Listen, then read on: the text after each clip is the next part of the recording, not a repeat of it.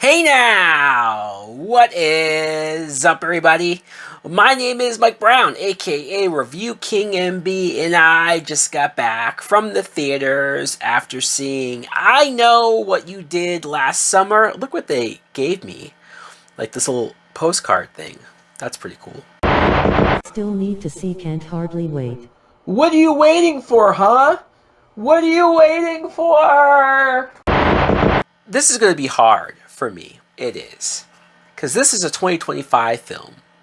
But I'm somebody who is the perfect age to have grown up watching and rewatching over and over again the 1997 original film. I am obsessed with it. I grew up on it. It's one of my all-time favorite horror movies of all time. And yes, when I first heard about this, I didn't like it because I thought it was a remake. And I said, no, why are we doing this? It makes no sense. This is dumb. Stop it. Only to find out that no, this is a continuation of sorts, or a requel, as you can call it, where they acknowledge the events of the original movie.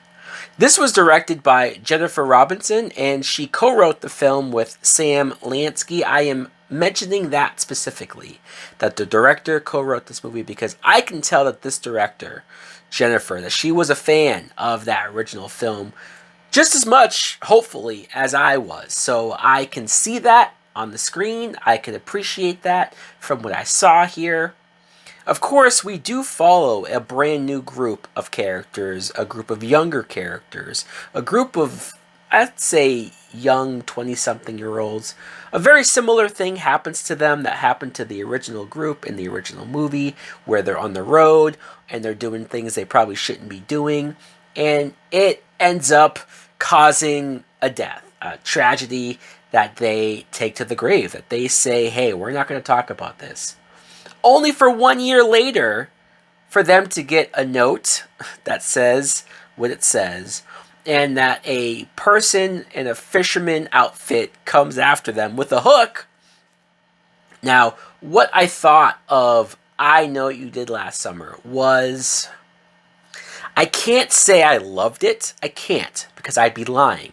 As much as I want to say I loved it, as much as I would love to say, yeah, this movie's perfect. This movie did everything that I want to see from an I Know What You Did Last Summer movie.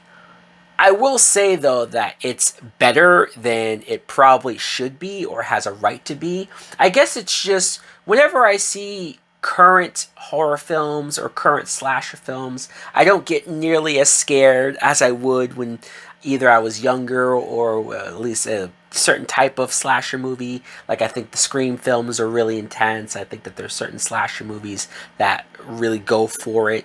In this movie, there is a lot more kills. There is a lot more going on as far as the kills, so I can understand that. But I think what brought this movie down, at least a little bit for me, was my lack of connecting to the characters, at least early on. Because early on, I found it hard to relate to these characters. I found it hard to empathize with them, not so much for the accident and the secret, but more so from where they come from, their backgrounds. They all pretty rich, and they're all high wealth, and I know there's some of that in the original, but it's not hyper focused on in the original. I think this movie focused more on the characters being well off and wealthy and whatnot, but that's fine, because I think once the killings happen, once the shit hits the fan, they became a lot more relatable, a lot more likable, especially the female characters. We have Chase Sue Wonders, who plays our main character, Madeline Klein, and Sarah Pigeon. These three, I would say, are the strongest actors from the younger cast. I would say watching them, I probably felt the most for them specifically. I thought they all had distinguished personalities and were very different from each other, and had interesting ways of how they progressed throughout the movie. The other actors, you have Jonah Hauer-King, Joshua Orpin, who I was looking at that dude and I thought he looked so goddamn familiar, only to look him up and see that, oh, he played Superboy on Teen Titans. Wow. I felt so dumb because I'm like, I could picture him wearing like a Superman thing, but he didn't play Superman. That's not David Cornsweet. And also Tyreek Withers, who I will say that I kind of liked his character because he's mulatto and his father was white and his mother was black, and I relate to that. You don't see that a lot with mulatto kids. It's usually the other way around.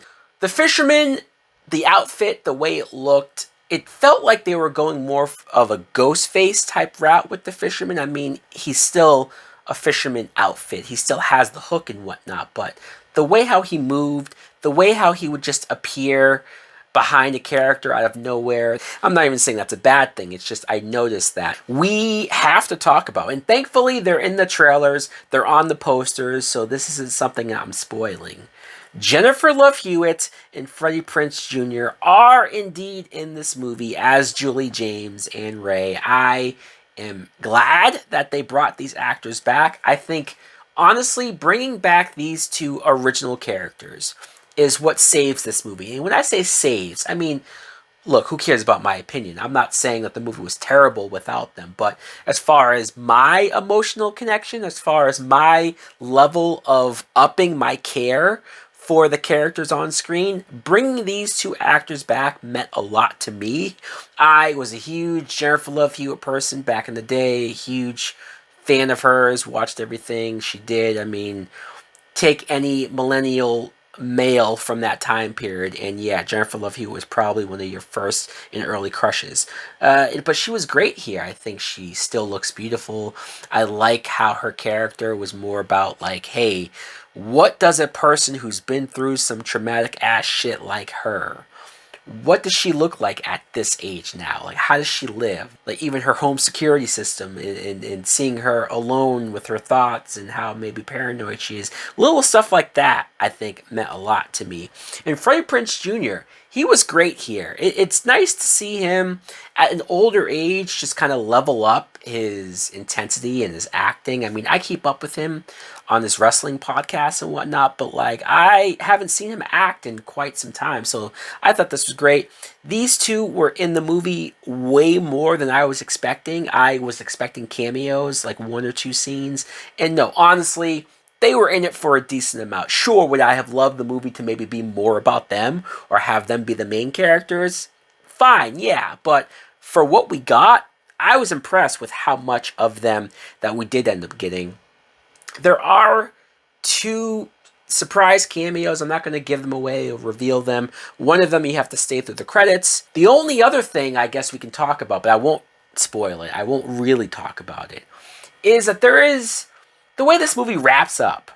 I am torn. I am a little conflicted. There's a part of me that thinks, man, that took some balls.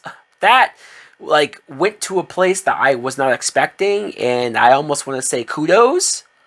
And then there's a part of me that kind of hates the direction of where this movie goes. And so, I don't know. I guess I'm still thinking about it. I'm still mulling it over. I probably need a couple of rewatches before I can definitively say how I feel about that specifically. Overall, though, this isn't terrible. This really isn't. Like, I'm not going to say I love it, but this should have and could have been a lot worse. This could have been something that would have destroyed me. I've seen Hollywood make so many remakes of films that just break my heart, and this did not do that. This actually did a lot that I appreciated. So overall, I'm going to give this movie a good date movie. So guys, let me know in the comments below if you too saw I Know What You Did Last Summer, the 2025 version. What did you think of it? Did you grow up on the original like I did? Do you love it as well? Thanks for watching. Like, comment, subscribe. Later!